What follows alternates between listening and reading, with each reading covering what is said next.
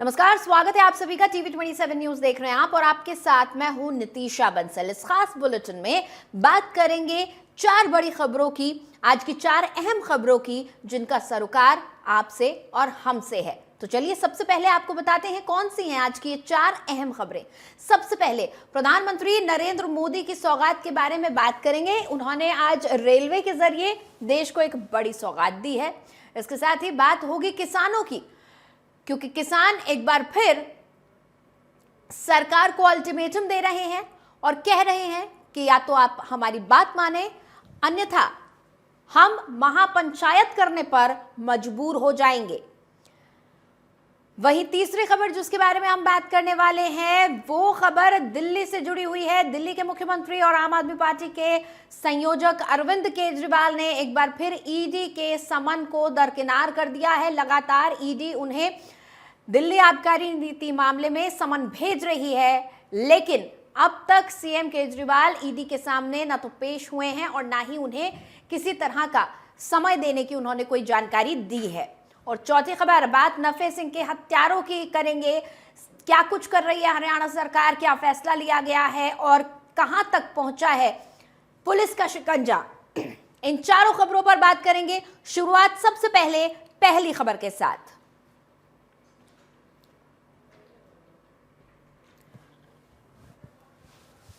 तो आपको बता दें कि पहली खबर जिसके बारे में हम बात करेंगे वो रेलवे से जुड़ी हुई है। प्रधानमंत्री नरेंद्र मोदी ने आज तक 550 से ज्यादा परियोजनाओं का लोकार्पण और शिलान्यास किया है।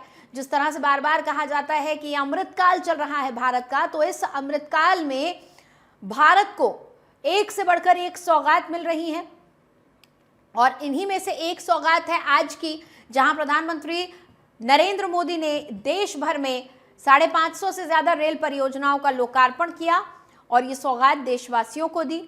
इसके साथ ही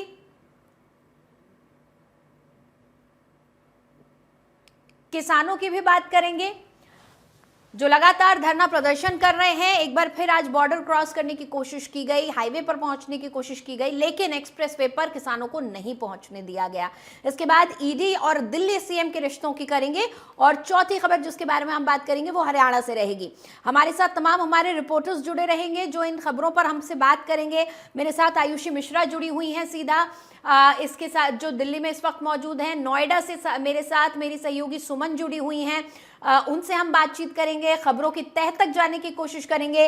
रमेश कुमार मेरे साथ जुड़े हुए हैं जो चंडीगढ़ से हमारे सहयोगी हैं। इसके साथ ही दिल्ली से मेरे संवाददाता पंकज वानखेड़े हमारे साथ जुड़े रहेंगे, जो कि फोन लाइन पर हमें तमाम जानकारियां देंगे। तो चलिए सबसे पहले पहली बड़ी खबर की बात कर लेते हैं, जो सौगात आज प्रधानमंत्री नरेंद्र मोदी ने देश भर को दी है। तो पीएम नरेंद्र मोदी ने देश भर में 554 रेल परियोजनाओं का लोकार्पण और शिलान्यास किया है। कहते हैं किसी भी विकास के लिए जो संचार व्यवस्था है वो जरूरी है, साथ ही साथ परिवहन व्यवस्था बहुत ज्यादा जरूरी है। एक जगह से दूसरी जगह आने जाने के लिए सुविधाएं होनी चाहिए, सामान पहुंचाने के लिए सुविधाएं होनी चाहिए। और ऐसे में हमारे देश की परिवहन की मजबूत जो रीढ़ की हड्डी है वो रेलवे है। इसमें आज प्रधानमंत्री नरेंद्र मोदी ने एक और सौगात दी है।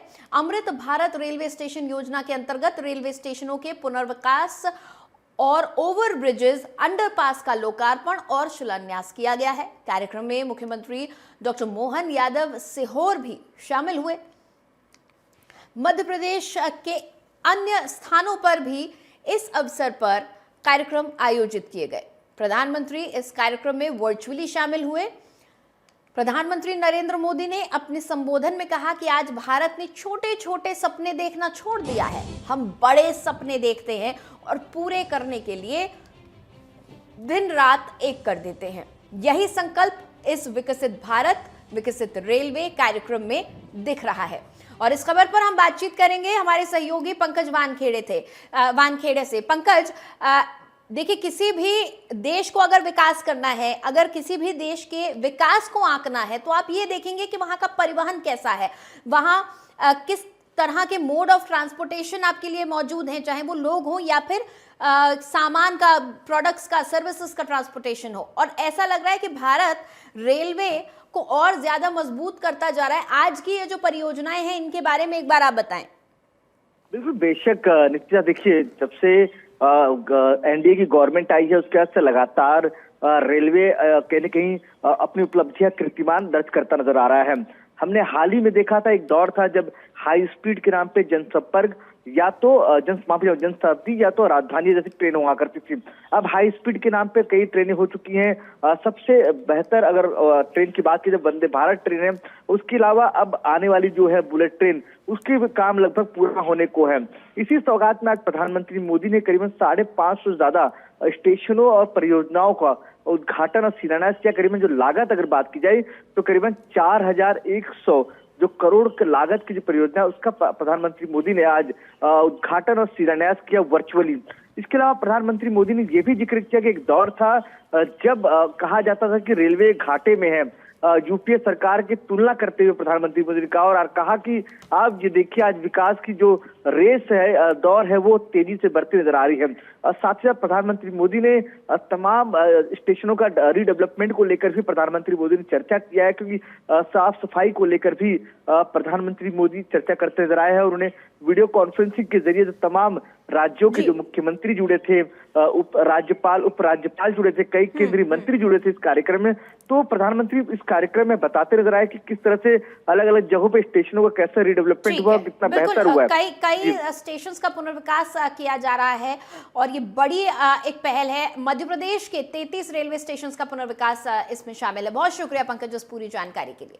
तो 15,143 करोड़ रुपए की राशि भी मंजूर हो गई है। और अगली खबर की तरफ अब हम बढ़ेंगे। दूसरी बड़ी खबर, उसके बारे में हम बात करेंगे। आपको बता दें कि दूसरी बड़ी खबर किसानों से जुड़ी हुई है।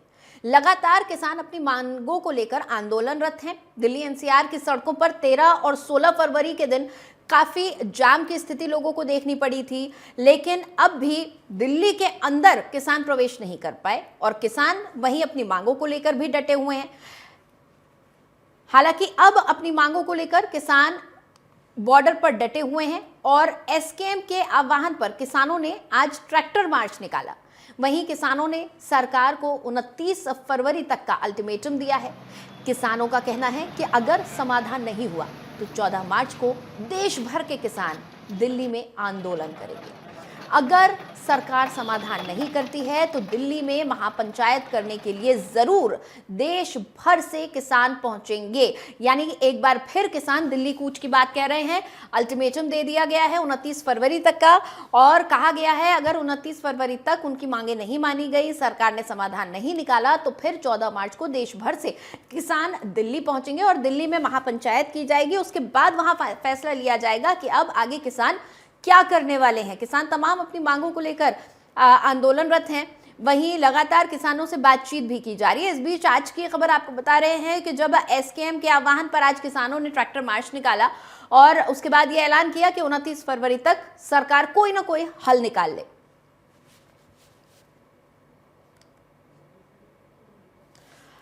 और इसको लेकर हम बात नोएडा से हमारी संवाददाता सुमन से करेंगे। सुमन, आज एक बार फिर तमाम किसान सड़कों पर नजर आए थे, ट्रैक्टर मार्च निकाला गया है। इससे पहले भी हमने देखा किस तरह से किसान ट्रैक्टर्स लेकर अपनी सड़कों पर निकल आए थे। 16 फरवरी का भी वो दिन था, 13 फरवरी को भी हमने देखा। काफी स्थिति गंभीर हो जाती है जब किसान इस तरह से ट्रैक्टर्स लेकर हजारों की तादाद में सड़कों पर पहुंच जाते हैं, खासतौर पर दिल्ली एनसीआर क्षेत्र के लोगों के लिए। अब एक बार फिर अल्टीमेटम दे दिया गया है 29 फरवरी का। सरकार लगातार बात कर रही है, तो फिर आखिर पेच फंस कहां रहा है? क्यों एक बार फिर किसानों को कहना पड़ रहा है कि 14 मार्च को हम जो है महापंचायत कर सकते हैं? अल्टीमेटम क्यों देना पड़ रहा है 29 फरवरी तक का?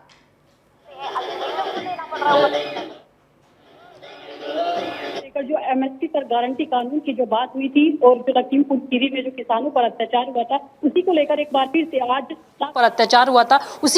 बार फिर से आज यहाँ ग्रेटर नोएडा में जो है ट्रैक्टर मार्च निकाला गया और जो अलग अलग जो बॉर्डरों पर किसान बैठे हैं उन पर जो आंसू गैस के जो गोले छोड़े जा रहे हैं, जो उन पर अत्याचार हो रहे हैं, उसी को लेकर पवन खटाना जो अध्यक्ष है ग्रेटर नोएडा से भारतीय किसान यूनियन से, उन्होंने आज ट्रैक्टर मार्च निकाला। लेकिन जो वार्ता हुई एसडीएम वहाँ पर मौजूद थे, उन दोनों के बीच में जो वार्तालाप हुई उसे निष्कर्ष निकल के आया जो अभी बच्चों के जो एग्जाम चल रहे हैं, बोर्ड एग्जाम चल रहे हैं, लोगों को जो जाम की स्थिति देख जो है बच्चे उसमें फंस जाते हैं जाम में, उसी को लेकर एक बार फिर से उनको किसानों को समझाया गया है। एसडीएम ने आश्वासन दिया है कि जो आपकी जो बातें हैं वो ऊपर तक पहुंचाई जाएगी और आपकी जो बातें हैं वो सुनी जाएगी, और इसी आश्वासन पर आज किसानों को वहां से हटाया गया है। लेकिन किसानों को यही कहना है कि अगर हमारी बात नहीं मानी जाती है और 29 तारीख तक का समय दिया गया है, अगर ये बात उनकी नहीं मानी जाती है तो एक बार फिर दिल्ली दूर नहीं है, किसान फिर से दिल्ली में कूच करने के लिए तैयार है। जी बिल्कुल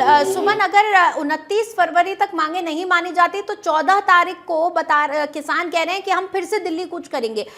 आखिर 29 फरवरी तक किस तरह की समाधान की उम्मीद किसान कर रहे हैं, क्योंकि किसानों से बातचीत तो लगातार चल रही है। किसानों से बात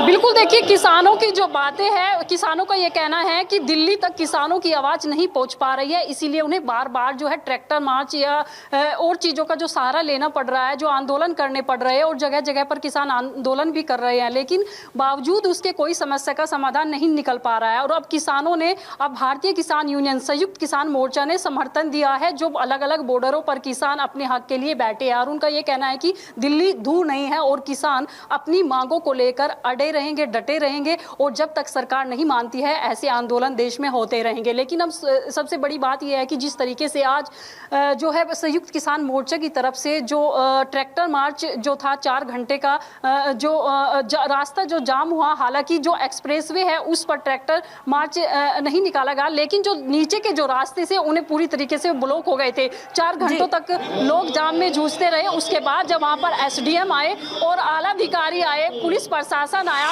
किसानों को समझाया गया, किसानों को हटाया गया और शांतिपूर्ण तरीके से हालांकि ये पूरा काम हुआ।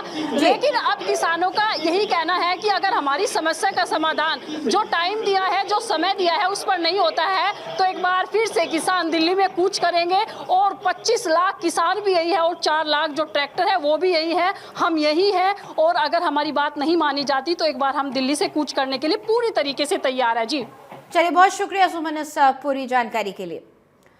तो किसान लगातार डटे हुए हैं बॉर्डर्स पर और एक बार फिर अल्टीमेटम दे दिया है कि 29 फरवरी तक यदि मांगों को नहीं माना गया, अगर समाधान नहीं हुआ तो एक बार फिर दिल्ली कूच की जाएगी। और इस बार जो तारीख मुकर्रर की गई है वो 14 मार्च की है। 14 मार्च को हो सकता है कि एक बार फिर दिल्ली एनसीआर वासियों को भयंकर जाम से जूझना पड़े। लेकिन अभी 29 फरवरी तक सरकार क्या कदम उठाती है या किस तरह की बातचीत हो पाती है वो देखने वाली बात होगी। तो चलिए, दूसरी बड़ी खबर थी ये। अब बात आज की तीसरी बड़ी खबर की करते हैं, अहम खबर की करते हैं। बात करेंगे दिल्ली के मुख्यमंत्री की। दिल्ली के मुख्यमंत्री अरविंद केजरीवाल आज भी ईडी के सामने पेश नहीं हुए। प्रवर्तन निदेशालय ने उन्हें नोटिस भेजा था, समन भेजा गया था, लेकिन 7वें समन पर भी वो शामिल नहीं हुए हैं। आम आदमी पार्टी ने कहा है कि मामला कोर्ट में है और इस मामले को लेकर उनका यह कहना है कि ईडी को समन भेजने की बजाय कोर्ट के फैसले का इंतजार करना चाहिए। पार्टी ने सरकार पर दबाव बनाने का भी आरोप लगाया है। इसी बीच ईडी के सामने पेश नहीं होने पर बीजेपी ने केजरीवाल पर निशाना साधा है। पार्टी प्रवक्ता शहजाद पूनावाला ने मुख्यमंत्री पर भ्रष्ट होने का आरोप लगाया और कहा कि उन्हें शराब नीति घोटाले पर जवाब देना होगा। यानी साफ तौर पर एक तरफ अरविंद केजरीवाल ईडी के समन्स को धत्ता बता रहे हैं, तो वहीं दूसरी तरफ अब पार्टी का यह कहना है कि क्योंकि मामला कोर्ट में है इसलिए ईडी को नोटिस भेजना ही नहीं चाहिए, बल्कि कोर्ट के फैसले का इंतजार करना चाहिए। 7 समन अब तक दिल्ली के सीएम अरविंद केजरीवाल को भेजे जा चुके हैं, लेकिन अब तक एक बार भी ईडी के सामने सीएम पेश नहीं हुए हैं। सीएम ने ईडी को समय नहीं दिया है। अब देखना यह होगा कि इसके बाद ईडी अपना अगला कदम क्या उठाती है। वहीं भारतीय जनता पार्टी अब मुख्यमंत्री को भ्रष्ट बता रही है। इसी को लेकर हम बात करेंगे कि आखिर दिल्ली की जो आबकारी नीति है उसमें मुख्यमंत्री क्यों ईडी के सामने पेश नहीं होना चाहते, क्यों इस मामले को लेकर अभी तक मुख्यमंत्री ने ईडी के किसी भी सवाल का जवाब देना जरूरी नहीं समझा है। मेरी सहयोगी आयुषी मेरे साथ जुड़ी हुई हैं, दिल्ली में इस वक्त वो मौजूद हैं। आयुषी, लगातार एक के बाद एक समन पहुंच रहे हैं दिल्ली के सीएम अरविंद केजरीवाल को, लेकिन वो किसी भी समन पर ईडी से मिलने को तैयार नहीं है। 7 समन अब तक पेश किए जा चुके हैं। अब पार्टी ये कह रही है कि आप समन भेज ही क्यों रहे हैं, आप कोर्ट के फैसले का इंतजार करें। आखिर आम आदमी पार्टी क्या कहना चाह रही है कि एजेंसियां अपना काम न करें, अगर मामला एक बार कोर्ट में पहुंच गया है तो उसके बाद जांच पड़ताल रोक दी जाए? जी बिल्कुल नितिशा, देखा जाए तो जहां एक तरफ हम पक्ष विपक्ष की लड़ाई हमारे देश की राजनीति में आम बात है, लेकिन जिस तरीके से ये मुख्यमंत्री और ईडी के बीच की जो ये लड़ाई बन गई है, जो जंग छिड़ गई है, जहां एक तरफ दिल्ली एक्साइज पॉलिसी 2021-22 को लेकर अरविंद केजरीवाल को लगातार पूछताछ के लिए ईडी बुला रही है, 7वां सम्मन भेज चुकी है, वहीं मुख्यमंत्री इस सम्मन पर हमेशा इस सम्मन को गैरकानूनी बताते हुए और केंद्र सरकार पर निशाना साधते हुए इस सम्मन को इग्नोर करते हुए आए। लेकिन नितिशा, आपको बता दें, जिस तरीके से आज से ठीक 1 साल पहले 26 फरवरी के दिन दिल्ली के डिप्टी सीएम मनीष सिसोदिया इसी एक्साइज पॉलिसी में जेल गए थे। ईडी ने, सीबीआई ने पूछताछ के लिए बुलाया था, उसके बाद उन्हें गिरफ्तार किया गया था और आज से ठीक 1 साल बाद, यानी आज के दिन अगर देखा जाए तो अब एक्साइज पॉलिसी की जो आग है वो अरविंद केजरीवाल तक पहुंच चुकी है और अरविंद केजरीवाल लगातार इस इस पूछताछ से भागते आ रहे हैं। लेकिन सवाल ये उठता है कि क्या ईडी जिस घोटाले को लेकर पूछताछ के लिए मुख्यमंत्री को बुला रही है और वो जिस तरीके से इसे नज़रअंदाज कर रहे हैं, ये कब तक कर पाएंगे? क्योंकि एक तरफ जब ईडी को ऐसा लगा कि मुख्यमंत्री उनके सम्मन का सही तरीके से जवाब नहीं दे रहे हैं, उल्टा कई तरह से सवाल पूछ रहे हैं, तो ईडी कोर्ट का दरवाजा खटखटाती है। अब PMLA court, Rouse Avenue court, वहाँ ईडी एक याचिका डालती है और उसके बाद कोर्ट के सामने अरविंद केजरीवाल पेश होते हैं। अरविंद केजरीवाल कहते हैं कि क्योंकि उनके अभी विधानसभा सत्र चल रहा